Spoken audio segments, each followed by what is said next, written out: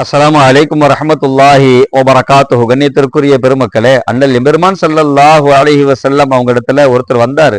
வந்து, யா ரசூலல்லாஹ், நான் 5 நேர தொழுகையை சரியா தொழுதுறேன், ரமதானுடைய காலங்கள்ல நோன்பு வச்சிடுறேன், ஜக்காத்தையும் நான் கொடுத்துட்றேன், ஹஜ்ஜும் நான் செஞ்சிருக்கிறேன், எனக்கான நாளை மறுமையின் கூலி என்னன்னு சொல்லி கேட்டாரு. அல்லாஹ் எனக்கு என்ன தருவான் மறுமையில அப்படின்னு சொல்லி கேட்டாரு.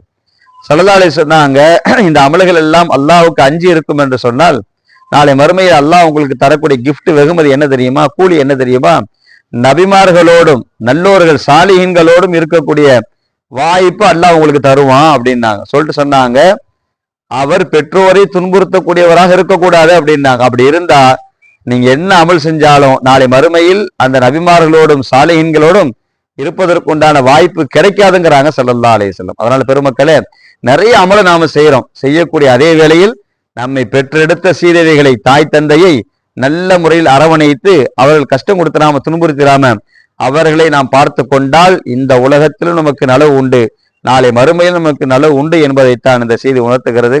அதனால எல்லா அமல்களும் செய்யக்கூடிய அந்த நேரத்தில் பெற்றோர்களையும் நல்ல முறையில் காக்கக்கூடிய நன்மக்களாக அல்லாஹ் நாம் அத்தனை பேரிலும் ஆக்கி வைப்பானாக. ஆமீன் யா ரப்பல் ஆலமீன்.